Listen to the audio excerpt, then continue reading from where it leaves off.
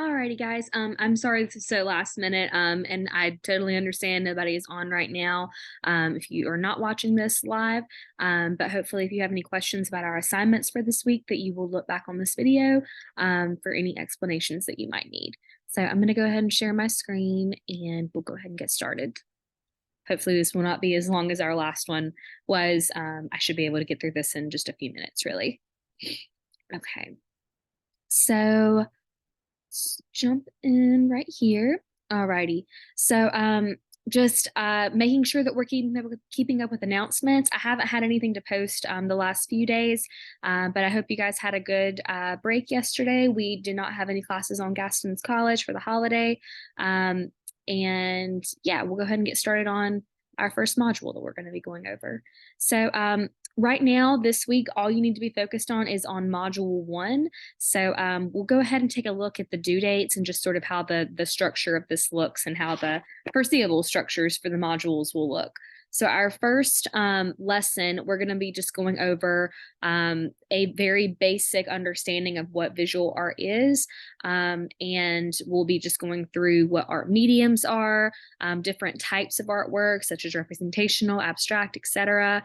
We'll be going over defining the creative process and describing the roles of the artist, and understanding the differences between form and content. And then also up here, I intentionally kind of skipped this one for right now, but we are going to differentiate between what passive and active seeing means. And that's also going to tie in with our first assignment that will be going on for this week. And then lesson 2 is evaluating artwork. And it's a little bit of a shorter lesson, but still some really important things to talk about within it. We'll understand the 3 basic evaluation theories that are formal, contextual, and expressive, and also how to identify whether art is good or bad, or the selective process when we're talking about artwork. So we'll also look down at the very bottom here at what is due this week. We've got to complete, this is how the structure will look always. Most of the time it'll say due, and then I'll have complete, and then out to the side of that what the assignment is and the due date and the time. Sometimes it'll say start if I want you to go ahead and get started on something, but it's not necessarily due for that week. Our projects and things, when we start getting into those, you'll see instead of complete, it'll say start there, just to let you know that you need to go ahead and get working on it. But it's not due that week. So this week we have to complete 3 different things. We've got our module 1 quiz and our active seeing assignment, and completing lessons 1 and 2 in Edpuzzle. So we'll go ahead and click on module 1 here. And this is where all of our assignments will be at. Let's see here. I may need to change a due date or 2 on here, but you should be able to see all of this once you watch the video. So our first thing is the active seeing assignment. This is a direct assignment, so it is not a discussion assignment like our icebreaker was. This just requires you to view the assignment and then submit your submission to it. It doesn't require you to comment on anyone else's. So let's just go through real quick the instructions for the active seeing assignment. All right, so once you go over Edpuzzles 1 and 2, it might make a little bit more sense, but appreciating art requires us to look deeply at a work of art and think about how our own experiences may shape the way we view it. If we think about this as well as the artist's role in creating the work, we can begin to appreciate the value of a work of art brings to its culture. So this is essentially just like a short essay building onto what is going to be our first project, which is just identifying certain things in artwork and being able to talk about them. So the objective for this, you're going to differentiate between subject matter and content in a selected work of art, and demonstrate active seeing in a selected work of art. So again, before you begin this assignment, I would go ahead and watch Edpuzzles 1 and 2. Otherwise, some of these terms are probably not going to make much sense to you. But I'm just going to go over it like you've already watched Edpuzzles 1 and 2. So hopefully you can pause this and come back to it once you've watched those 2 Edpuzzles. The tasks of what you're going to do to get started on this project, your assignment. You're going to review lesson 1, what is art, and lesson 2 also will help you with this assignment, but it's not required that you finish it. Task 2, you're going to select one work of art from Google Art and Culture to research and write about. It can be from any museum or gallery on Google Art and Culture, but be sure to cite the gallery, the name of the gallery name, the artist's name, the artwork title, and the medium, and then any other like dimensions or anything that you want to include, as well as sinus. But those are the 4 things that you have to include on this.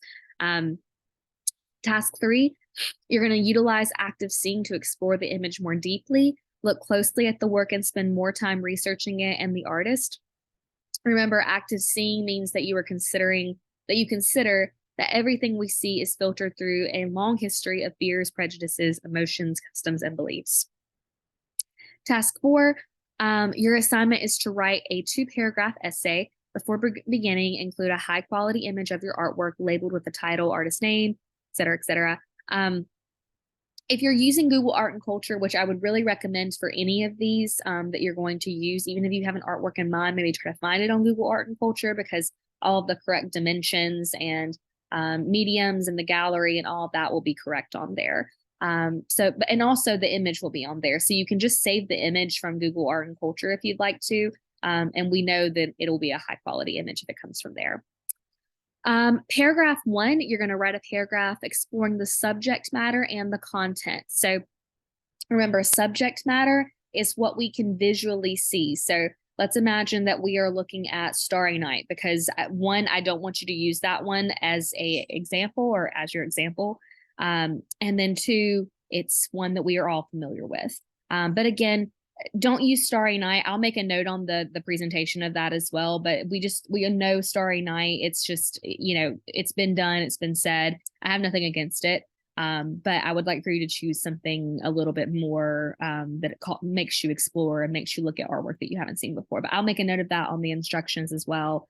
But I'm going to use it as an example. So write a paragraph exploring the subject matter, which in subject matter, for Starry Night, you would say is the Starry Night. It's stars, the moon, the little village below, the trees that are in there. But we're not talking about any of the meaning, and that's going to be the content. So the content might be that, Vincent van Gogh's intention for the work was to reflect a beautiful night sky outside of his window where he painted the picture from. But you have to dig a little bit to get that content. It doesn't just naturally occur. You can make assumptions for sure, but unless you start to kind of like research, where is this place at, so on and so forth, you're not going to have that content element. Subject matter doesn't require any outside knowledge or information or any opinions either. It just is what it is. So remember, when you're kind of addressing the subject matter to begin with, make sure you're not wanting to turn on that like seeing creative part of your brain. You're just wanting to lay out what is physically there. I wouldn't even use like words that describe the subject matter. Don't say like it's a beautiful starry night. Just say there's a sky with stars in it. Just really straightforward, mechanical, not making any drawing any opinions to the subject matter. You're just telling us what it is. And then content, that's where you can go, saying what it is that it makes you feel, or how the subject matter is sort of like activating the space, that sort of thing. And paragraph 2, you're going to write a paragraph exploring how active seeing made you think about the work of art differently. So again, you'll have to know what active seeing is and listen to lesson 1 at Ed Puzzles to understand what active seeing means. But essentially, make sure that it's that creative part of your brain, that associating, exploring, experimenting, that networking, that side of your brain, not the looking side that just sees things mechanically and robotically. And then task 5, again, this is a direct submission assignment. So upload your Word document to the submission link or type your response in the right submission box. And again, do not add your assignment as a comment. I went over that in the virtual orientation, but I'm going to keep saying it again in these weekly overviews. You do not need to add this as a comment. And I will show you once again how to make sure you are not doing that. So you click on your active seeing assignment. It gives you the instructions again. And right here, it says assignment submission. And you can either do the text submission where you write it in this little bubble right here, You can do that, but it's not going to be great at like catching the errors that you make and that sort of thing. You can use the little spell check that is somewhere in there, I think. There it is. The little ABC check mark thing that will let you like do like a spell check for it, but it won't get grammar and that sort of thing. So I would just go ahead and type it into like Google Docs or something and then maybe copy and paste it if you need to do that. Preferably though, if you have Word on your computer, I would just go ahead and type it in Word and save it as a PDF and attach it as a file right here. Hey Aiden, sorry, I've gone ahead and started going over stuff, but just feel free to kind of jump in there. We're just going over the active seeing assignment and the submission for that. So you're pretty early in here. So again, you'll attach your file or write your submission in the box right here.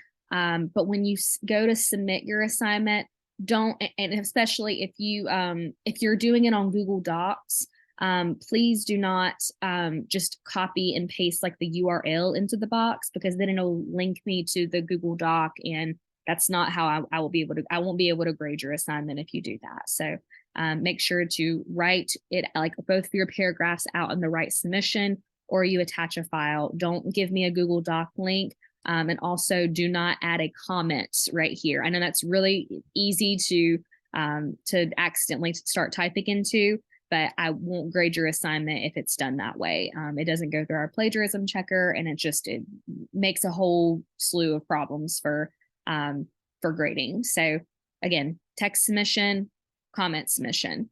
Make sure you do not do the comments. Let's just X that out. Okay. So let's go back to the module real quick. And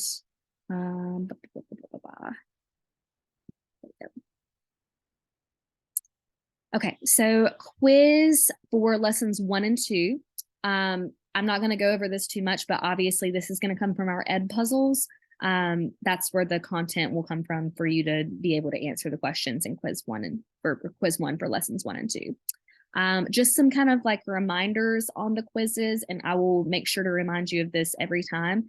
But quiz 1 does cover lessons 1 and 2 found in module 1. The quiz will be multiple choice, true and false, and short answer style questions.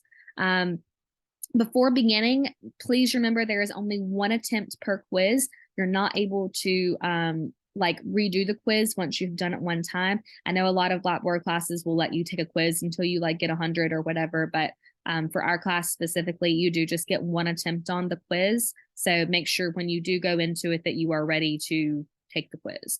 If you've watched the Ed Puzzle videos, the quizzes are very easy. They're not super difficult or challenging. I just wanted to make sure that you have actually watched the Ed Puzzle videos and that you know enough to be able to answer the quiz questions. So they're not really hard, but once you start it, you have to, that's your only attempt. Once you begin the quiz, you only have 20 minutes to complete the quiz. And after 20 minutes have passed, the quiz will close and save the answers that you have selected. So it's really important that you do not like open the quiz and then like, start working on it and then jump to another assignment, or, start looking at your phone or whatever it might be. Because after 20 minutes have elapsed, whatever question you're on, it's just going to stop you at that point and then turn the test in for you. So please don't accidentally, leave it open or, not finish it once you start it. Do not click away from the quiz page. Once you begin the quiz, Blackboard will likely kick you out of the quiz and you will not be able to reopen the test to take it again. So this doesn't always happen, but it has happened before. So I would really just kind of make sure you're not clicking away from the page once you get started. After completing it, you can review the quiz and see the correct answer choices. If you did like not get the grade you want, or you're confused about what an answer was, unless it is like a fill in the blank question, which I do have some of those, and I have to manually grade those. So it won't give you the answer right away for if you got that right or not. All you have to do though to look at the answers after you've taken the quiz, there's a little OK button in the bottom left-hand corner of the screen, and you just click there and then it'll take you to the quiz and let you review the answers. So again, please use caution before opening the quiz. Technical errors do happen, but as stated in my makeup work policy, I don't accept late work and will not allow you to retake the quiz if one of the following issues occurs, or following above issues occurs. And if you do have a technical issue occur that is outside of that, just email me immediately so that I'm able to try to correct that and give you another attempt on it. But again, if you let the quiz time out, if you if you let the quiz time out, if you click away from the page, if there any of those things happen, I'm not going to reopen the quiz for you, because there's this warning. Once you go to start the quiz, there's another page of warnings. And so you should be well prepared once, that happens, that you're ready to take the quiz and that you're, prepared for it. Let's see what the chat has to say. I was early or late. I didn't. You are a little bit late. It did start at 1 o'clock. But it's totally fine. It's no big deal at all. I just went over the active seeing assignment, but this meeting will be recorded. And so you will be able to watch it again if you want me to go or want to hear me go over the instructions for the active seeing assignment. But no big deal at all. It started at 1, but no big deal at all. And the last thing that I'll go over is that we have our, I feel like I'm on the wrong. I'll go over our ed puzzles right here. So once you click into lessons 1 and 2 ed puzzles, you'll see all of these videos linked. They will take you to Ed Puzzle, the site, and then you'll watch the videos there. Some of the videos that are not like my lecture videos, I don't do built-in questions for, but like the what is art, Chuck Close, and who decides what art means. Those are all videos that I've included like outside of the lecture that I want you to watch. And some of those do have built-in questions that you have to answer to get full credit. It's usually like just what the person said. It's just like making sure that you're keeping up with the video and you don't just like turn it on and then, not come back to it, or just like, look away or whatever. So make sure you do the built-in questions for the quizzes or for the ed puzzles that have those, just so that you are like getting full credit for it.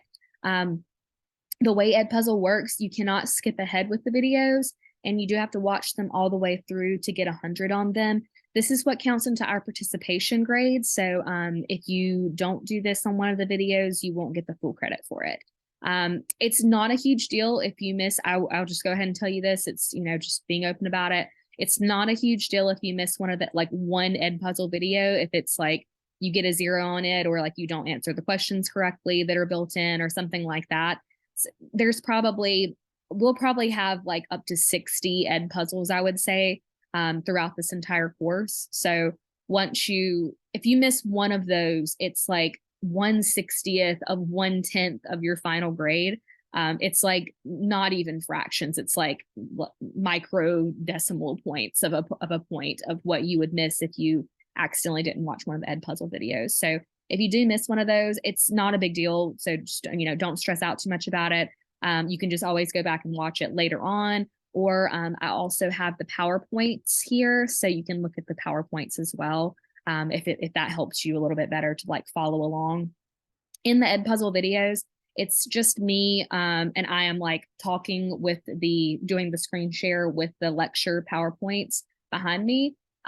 So it's just these PowerPoints that I've got right here. So if it helps you to kind of like follow along that way and hear me talk and like be able to scan through at your own leisurely pace, you can open the PowerPoints there. Or if you missed one and you want to go back and look at it, but you don't want to watch the whole ed puzzle video again, those are there just for you to have. And I think that's pretty much everything that I wanted to go over today. Just a reminder, I've got a couple of notes here just as a reminder for you guys. Remember, there is a 21-day policy for the classes. So if you do go inactive for more than 21 days, I do have to withdraw you from the class. So I don't want to do that by any means to anybody.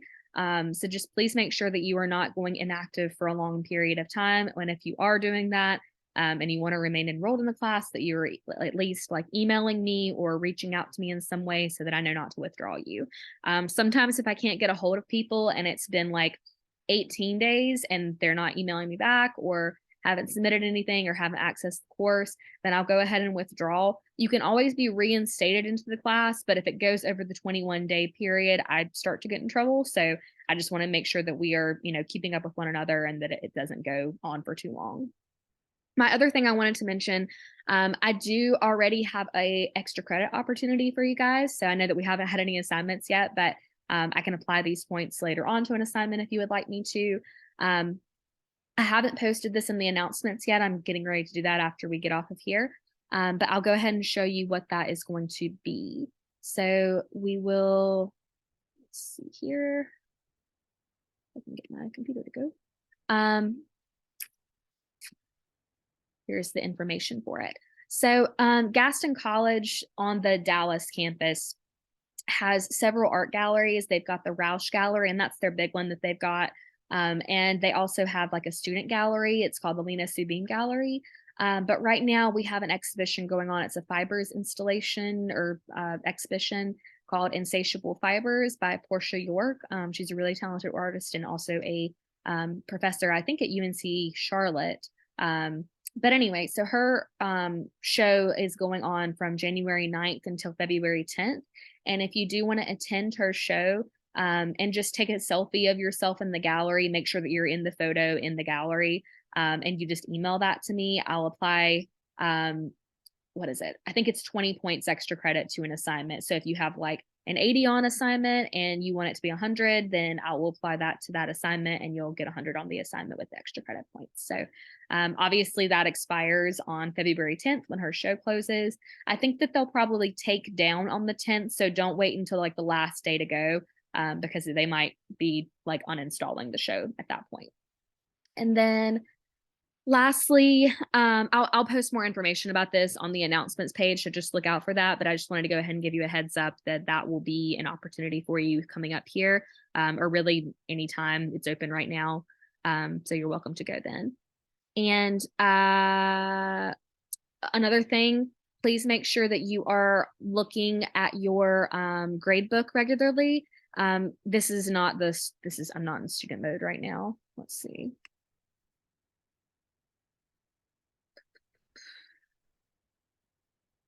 Yeah, so your grade book right here, the My Grades, and just make sure that your grades look correct and that you're not like missing assignments. Like I say, I normally grade things on Mondays. I am behind a day. I'll have them in later today where your icebreaker assignments because we were out yesterday. But I will have that posted for you and just make sure you're looking at that. And if there's any notes, I'll leave you notes if there's something like very noticeably wrong on your assignment and that you're looking at those to make sure you don't do it next time, or I might maybe have given you an opportunity to correct it. Just things like that. Just make sure you're looking at that and you're aware of that. And yeah, look for more information about the extra credit opportunity in the announcements page right here. And then also, I'm going to correct a couple of things on like the due dates because I already saw that they were a little bit messed up there for this week. But all things that I mentioned today are due, the Ed puzzles, the active seeing assignment, and the quiz are all due on Sunday.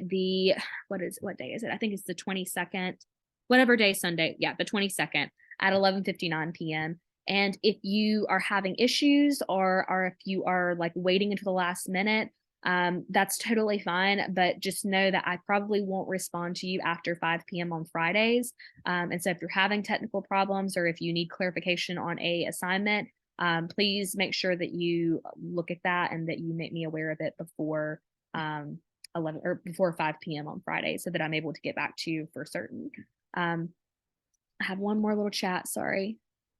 Okay. I think Aiden has left here, so I don't think I have any other questions, or I shouldn't have any other questions here. But if you have any other questions, or if you want to email me or, meet one-on-one with me, that'll be great. I'm happy to do that for you. And then additionally, our Zoom meetings will resume as normal on Mondays at 11 a.m. Next week. So it won't be on Tuesday at a random time like this. You're more than welcome to attend it and ask questions like live like this, or if you would rather just watch the video afterwards, that's fine as well. It's totally up to you. Whatever makes you happy, whatever helps you the most is fine by me. But I will say this is kind of like my office hours for you. So even if you don't want to hear like the explanations for the videos, this is also a good time to like meet with me live one-on-one to talk about anything you need to. So this is just like a time and space for explanation and for anything that we need to talk about throughout the class for you to do that with. But anyway, I hope this helped you guys, and please reach out if you have any questions, and good luck on all of your assignments this week.